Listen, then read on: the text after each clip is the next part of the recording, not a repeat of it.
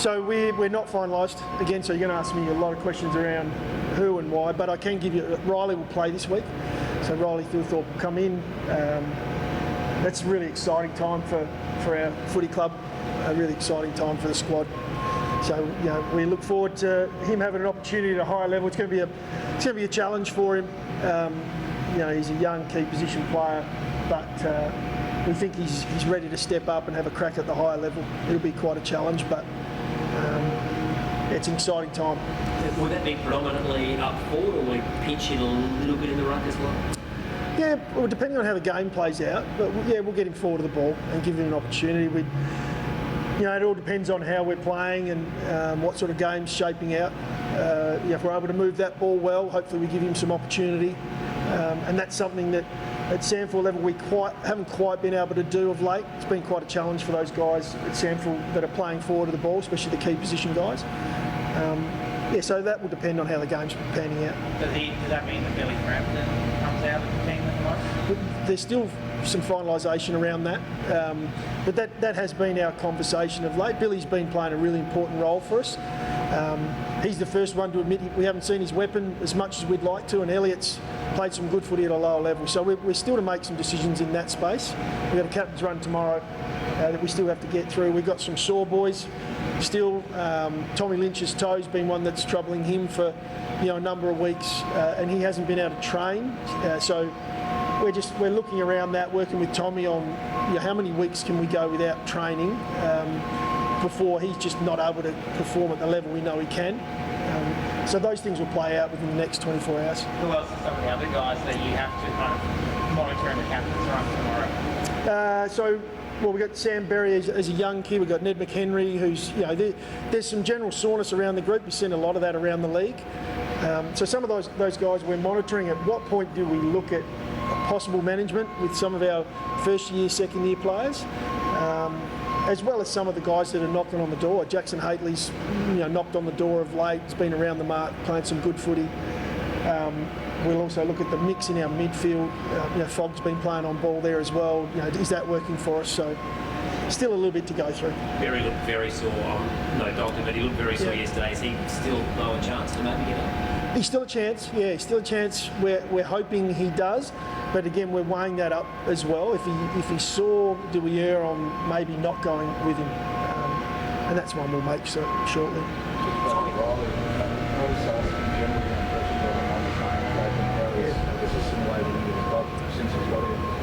Well, from a training point of view, you don't get many better. Riley's, we talk about being a pro, well, he's that and some. Sometimes we have to pull him back with the amount of load that he's trying to put through his young body. But ultimate professional, goes about his business, super competitive. So everything he does, even getting skin on the ball and just touching the footies, it's all about competing. So we know he'll bring that. We know he'll bring that side of the game, and then obviously it's a huge step up. So from an expectation point of view, we understand he's a young key position player. It's going to come with some challenges. He's going to come up against a really strong opposition. What a great challenge for him straight off the bat. Just going to say, from a fan's perspective, call a bit of patience to obviously the highest level after and maybe a bit of hype around the patience with his output, I guess. Yeah, I think so. I think anyone who steps into their first game, like any player that's debuted and any player we pick in the side, they come in to play an important role. Sometimes from the outside that may not be respected as much. We're looking for goals and we're looking for possessions and so on. Well, he's got a really important role to play, and that's all we expect him to do is come in and do that. I hope for his sake the team play well, because that'll make his role easier. How did he take the news? Sorry? How did he take the news? What kind of kid is he that in that He had a large smile on his face, and there was a little bit of a nod. Okay, I'm ready. Yeah. Just goes about his business. Goes about his business. Yeah, he's ready to go. I mean, if we'd asked Riley earlier in the year, he was ready round one, and that's the sort of competitor he is. But I know he's done a hell of a lot of work over 6 weeks, just working on his game, working on the off-field, understanding how we play. This is a kid who's come into a new game plan, similar to Barry and the guys that we have debuted. some step up really quickly and others it takes a little longer. Yeah, it can always traditionally take a while. And have you seen enough of him to suggest that he's the sort of person that he could be a player for you straight away and have a big influence? Again, it's about tempering expectation because it's not all on Riley on how he performs. There's delivery, there's how we perform in the midfield. You know, are we getting the job done across the ground? Are players playing their role? Does that give him opportunity? So we're really mindful of what the expectation we put on, you know, a young kid. Yeah, he's a high draft pick and he's a talented footballer, but there's a lot more that goes into his performance on the weekend. So it is important that we sort of judge his game afterwards. It will be something we'll look at internally, and if he plays his role for the team and we're able to get the job done and come away with the result, well then that's what we're after this week. The captain looked good yesterday. He was running and seemed in high spirits. Yeah, probably a couple of weeks away now. Yeah, Rory's had some really good results come through on how he's progressed. He's really keen to get out, as you can imagine, sitting and watching your team play. As a captain, he just wants to get back out there. But we're very mindful, as he is, about how we go about that. He did a little bit of work out in the main session yesterday, off to the side, got himself involved here and there, but there'll be no contact for, I would think, at least another week or two. He's really keen to push hard on that, but we'll balance it. Will Chase Jones make the trip down to Tasmania this weekend? Yeah, we would take Chase across. So he's a Tasmanian, so we'll take him home. That's an opportunity for him to see family, spend a few days. And at this point, we haven't finalised the team, but I wouldn't expect Chase will play in the 23 as it sits, but we'll take him across. We have to keep a player just in case we lose one on the morning of the game. We have to have a player ready to go. Chase, I know he had struggled a bit on the footy last week, but is he doing the right things off the field? He is, yeah. I mean, it's one of those things we look back on statistics. We pick the sheet up at the end of the game. We say, well, it's 5 possessions. Come on, you can't. He's doing some really, really good work off the field. He's getting his game to a level. We're seeing an intensity about the way he's playing. So we're really pleased with that. We're really pleased with it. And we're going to try a number of different things with Chase around where we play him, making sure we're doing the right thing by him and getting him in a position that he'll benefit from. So I'm pretty confident he'll have a pretty good weekend. He played, I guess, started this last season in the midfield. He kind of, like you said, he was thrown to the deep end a little bit. Where do you see his best position, the position where he can actually get back to the team and show why the club was a number 9? Yeah, well, we've looked at a lot of his vision. So, we've gone through how he came through the juniors, and you'll be mindful that they play different roles at under 18s, under 16 level. But Chase's weapons, I mean, if you look at his overall game, he's a very good overhead mark. He's got speed, he's got elite endurance, clean with the footy. So we're starting to have a look at the possibility of trying him in a couple of different positions, letting him see the game, letting him come onto the footy. Without giving too much away, we'll have a look over the next month at a couple of different areas rather than putting him in the heat of battle. I thought on the weekend, watching the Eagles game back, he's up against some really mature bodies in that Eagles outfit. That, even though it's an SANFL level, they're a high quality football side. And for Chase, some of his weapons are very much on the outside of those contests. So we'll have a look at that. Tom Mitchell's fascinating. Do you look to tag him this week, or how do you approach him? Yeah, ultimate respect. I mean, he's an accumulator and he's very important to him. So it won't necessarily be a tag right off the bat, but those are the things we'll keep an eye on in game. If he's having a large influence on, whether it's clearance or score involvements in the game, well, there may be a need to try and shut him out at some point. Bishop Mackenzie's interesting as well. He's another one that how's his development? I know he had a tough pre-season. Is he coming along and getting close to a game?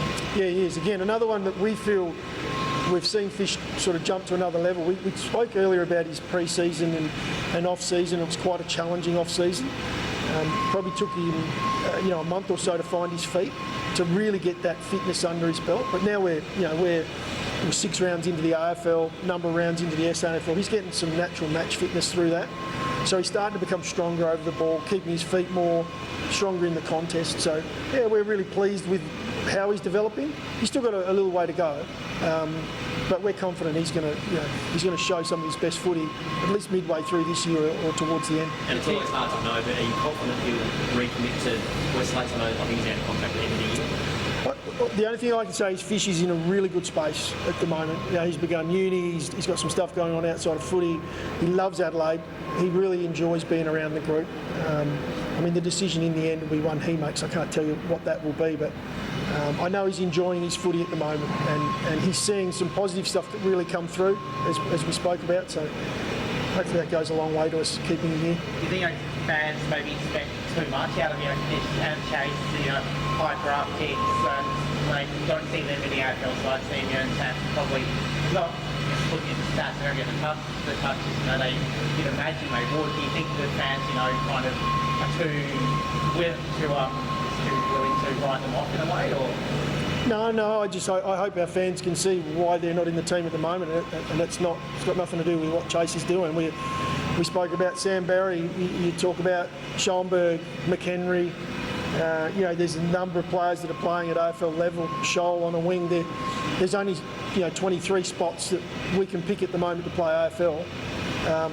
To have guys putting some pressure on from below, to have guys in form at AFL level, that's what we're after, and we're getting that at the moment. You mentioned it before, Scotty's the kind of long ball thing. Is that something that might continue this weekend? Or? Yeah, we'll definitely have a look at that again.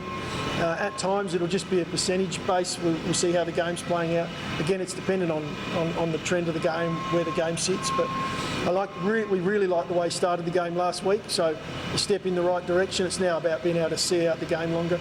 And Tex, realistically, next year we've got a bit more of a better idea about where the pros are, where you guys fit in the people, and how you played a few games, played a few different teams. I think as more of the year plays out, you get a bit better idea. We have an extremely tough run coming up.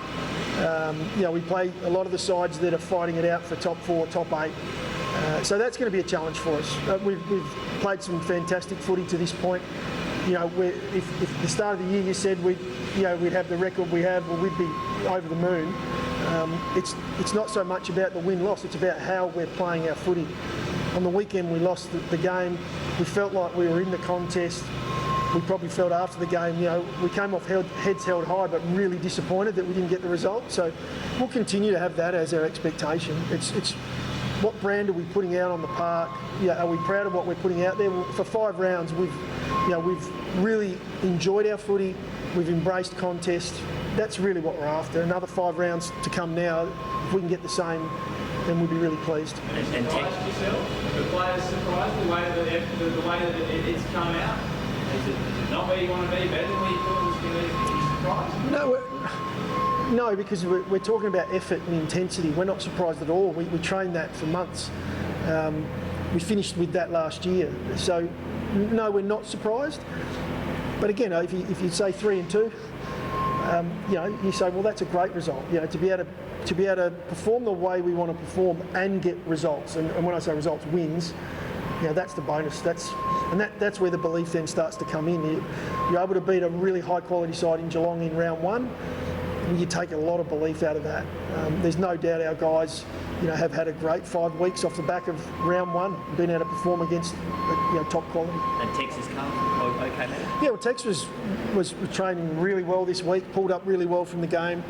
I think he went on record and said it may have just hindered him a little in the second half last week. He's pulled up really well, so he's confident that he's good to go. I'll just ask about the Hawks. What's your scouting shown about them? And they're struggling to get results, but what's your scouting? Yeah, well, we've obviously scouted them for a number of years because such respect for what they've been able to do, and the coach that Clarko is, he understands the game better than any. They've changed their game. It looks like they've gone a little faster with the footy and taken the game on, especially over the last week or so. So it's an interesting challenge for us this week. It's not the normal Hawthorn that where it's a possession so much, but they're able to change their game as well. They're able to flick that up, and that's part of our, I guess, growth area is being able to manage a game and actually change depending on what the opposition are giving us. So, yeah, big challenge for us, massive challenge down in Tassie as well, because their record down there is exceptional. Have you been there in a football sense? I have been there a lot of times, yeah. For some reason I seem to, as a coach, played a fair bit of football down there. Fantastic venue, like beautiful oval. So our guys are really looking forward to it. Most weeks we have guys that haven't played at venues.